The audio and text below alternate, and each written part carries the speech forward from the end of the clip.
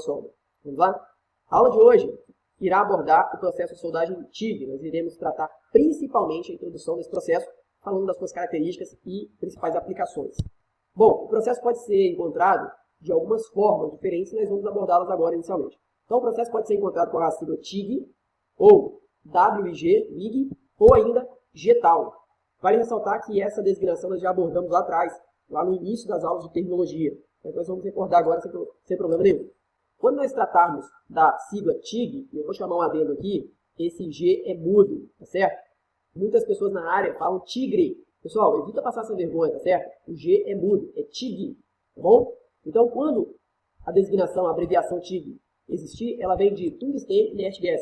Ou seja, eu vou utilizar um metal de tungstênio, tá certo? E a proteção gasosa de um gás inerte. Vou chamar uma outra observação aqui que eu encontro também como um erro muito constante na área. O inerte, ele é do gás de proteção, não é do tungstênio. O tungstênio não é inerte, certo? O inerte, ele é proveniente do gás. Depois nós vamos ver quais são as características e até os exemplos dos gases inertes utilizados nesse processo, um pouquinho mais à frente. Quando nós encontramos o GTAW, ou GTAL, ele vem de gás de tungstênio arco elétrico, ou seja, soldagem utilizando um arco elétrico, ou seja, passagem, movimentação, presença de corrente elétrica, certo? E tungstênio. Tungstênio que vai conduzir esse arco elétrico. Tá bom? Depois nós vamos entender também por que é utilizado tungstênio. Também utilizando o gás de proteção inerte. Tá bom? Se nós encontrarmos aí a designação WIG, muito utilizada na Europa, aí, principalmente na Alemanha, onde ela iniciou-se, nós vamos entender que ela vem de Wolframio Inert Gas. Ou seja, o gás continua sendo inerte e esse wolframio ele é referente ao tungstênio. Tá bom?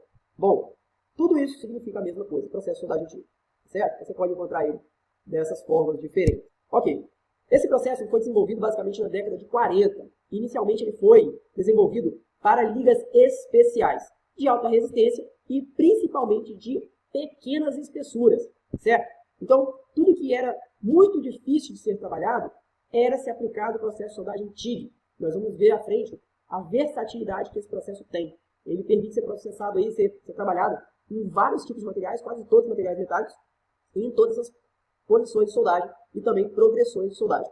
Tá certo?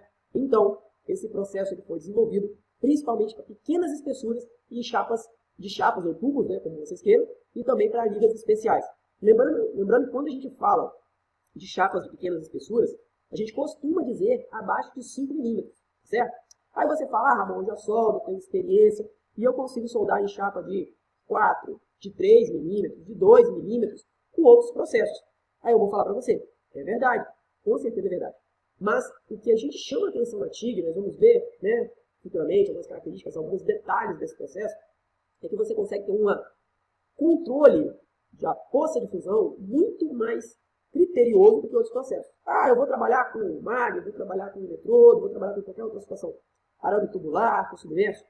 O controle que você tem da poça de fusão é muito melhor, é muito mais acentuado no processo TIG, tá bom? Não só isso, algumas outras características que nós vamos ver. E outro detalhe, quando a gente fala de chapas finas para TIG, claro que não foi lá no início que se desenvolveu isso, né? Foi com o avanço da tecnologia que nós temos hoje, mas hoje a tecnologia ela está tão empregada na área de soldagem, que quando a gente faz a referência de TIG para chapas finas, hoje eu estou falando de tão finas quanto, né? É a pergunta que eu mais ouço. E aí eu estou falando do seguinte, sabe aquele papel alumínio que você envolve, né, o peixe para assar, ou aquele fundinho de marmita, sabe? Espessura de latinha de cerveja, latinha de refrigerante, né? Sabe essa espessura tão fininha assim, o papel alumínio que você enrola o lanche ali, sabe, o sanduíche? Eu estou falando daquele tipo de material, daquela espessura de material.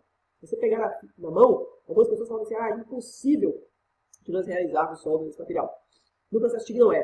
No processo TIG isso é totalmente viável, tá bom? Então quando nós estamos falando de peças finas, de pequenas espessuras de TIG, eu estou relacionando a esse tipo de dimensional, certo? Coisas que nesse processo a gente não vai encontrar. Bom, definição desse processo. Pessoal, é um processo de arco elétrico, como eu falei anteriormente, ou seja, vai precisar da condução, da passagem de corrente elétrica, tá certo? Então eu vou ter que transferir em algum momento elétrons de um lugar para outro, nós vamos ver ao avanço do curso, nós vamos detalhar isso, tá bom? Para conduzir essa corrente Nós vamos trabalhar com um material chamado de tungstênio, nós também já abordamos isso, é um material metálico. E algumas pessoas falam assim, Ramon, por que eu uso tungstênio? Ah, eu tentei pegar um metal qualquer lá na minha oficina e colocar, tentei colocar um prego, deu errado, um vergalhão, deu errado. Peguei uma barra lá de inox, deu errado, uma barra de aço carvão, deu errado. Por que escolhe-se, então, o tungstênio? Pessoal, o tungstênio é o material mais resistente à tabela periódica, nós vamos encontrar ele lá com a letra W na tabela periódica, inclusive o wolfrânio, né, é o W também, por conta disso. E aí nós vamos encontrar, então, esse material lá na tabela periódica com a letra W, vocês podem ver toda a relação lá, de número atômico, enfim, tudo isso nós vamos ver à frente, nós vamos abordar para ficar tranquilo, isso é só a aula introdutória. E ele é escolhido porque ele tem a maior relação energética, ou seja, ele é o material mais resistente para passagem, para condução de corrente elétrica, certo? E por isso nós vamos ver à frente também que ele é chamado de material não consumível, ou seja, ele transfere energia de soldagem, ele permite a abertura do arco elétrico, a gente vai ver o que é isso depois, é aquela luz intensa, sei que trabalha com solda, ou quem já viu alguém soldando, mas aquele clarão, aquela intensidade toda que é gerada, aquela radiação toda que é gerada, isso é o arco elétrico, certo? Ele permite tudo isso acontecer sem se consumir, tá? Consumir porque ele não é adicionado ao trabalho, mas nós vamos ver futuramente que ele tem o seu gasto, tá? Ele tem a sua deterioração, ele vai sim, lentamente, ele vai se consumir. Em média, uma vareta de tungstênio, ele vem ali entre 150 e 170 milímetros, tá certo? Mais ou menos 150 e 170 milímetros. Dependendo da classificação, dependendo do fabricante, ele demora em torno de 30 horas de arco aberto, ou seja, de trabalho efetivo, para se consumir, se gastar, se deteriorar, tá certo?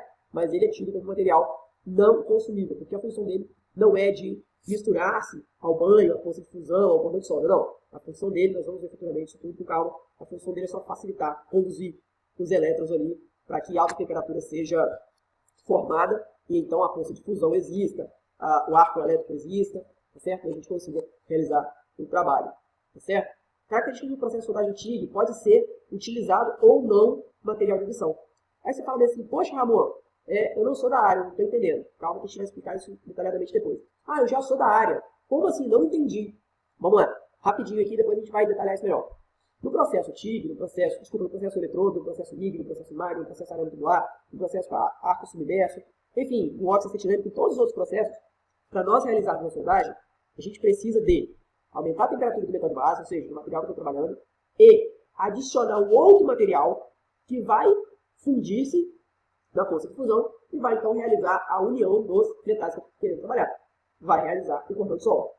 Nesse processo de soldagem TIG, isso não necessariamente precisa existir. Ou seja, eu posso simplesmente ter dois metais de base próximos um ao outro e vir ali com a tocha, com o eletrodo que tem, e soldar ele sem adicionar nenhum outro tipo de material. Tá? A esse processo a gente chama de soldagem autógena. Então, calma, vamos lá. O que é soldagem autógena? É a soldagem sem adição de metal de adição. Certo? Ramon, isso é caldeamento? Não. Caldeamento é outra coisa. Não confundam isso. Tá bom? Caldeamento é outra coisa que nós vamos abordar futuramente. Só um minutinho. Bom, então como que é feita essa soldagem? Existem vários modelos de tocha, existem vários modelos, tá? De gatilhos, existem vários modelos aí de bocais, de capa, de corpo, de pescoço, de tocha, enfim, existem vários modelos. Mas eu trouxe aqui alguns para nós analisarmos. Então, basicamente, esse daqui é o corpo da tocha, tá bom? Essa tocha aqui, ela tem um gatilho de acionamento, ela não é uma tocha seca, então nós vamos falar disso futuramente nos equipamentos, tá? Dentro da tocha vai passar a corrente e a tensão, que a gente vai chamar de energia, vai ser transferido também aqui por dentro a relação de resfriamento, ou seja, de gás ou de água. Esse branquinho aqui, ó, está sendo representado pelo eletrodo de tungstênio, depois nós vamos classificá-lo. Esse pretinho aqui que vai lá para cima é a capa, nós vamos detalhar isso daqui a pouco também. Aqui dentro tem a pinça, que vai fixar, prender o eletrodo de tungstênio. Depois tem o difusor, que vai pegar o gás que está sendo transferido para cá e vai conduzir ele na saída para cá. Depois ainda nós temos aqui, esse rosinha está representando o bocal, tá bom? Bocal, ele pode ser de vários materiais, tá bom? Pode ser cerâmico, pode ser metálico, pode ser de vidro, enfim, tá certo? Pode ser de alguns outros materiais. Esse eletrodo, como eu falei aqui, ele pode ser de outros materiais misturados na tungsteno, tá bom? Então pode ser de tungsteno puro ou de outros materiais que nós vamos ver também. Bom, ele conduz essa energia aqui, essa corrente, essa tensão. Essa corrente, essa tensão forma um arco elétrico, que é aquela luminosidade toda, aquela radiação toda, tá certo? Basicamente, um raio infravermelho e ultravioleta, tá bom? Não pode ficar olhando a olho nu, tem que usar máscara, aquela lente escura e tudo mais, nós vimos isso na relação de segurança também.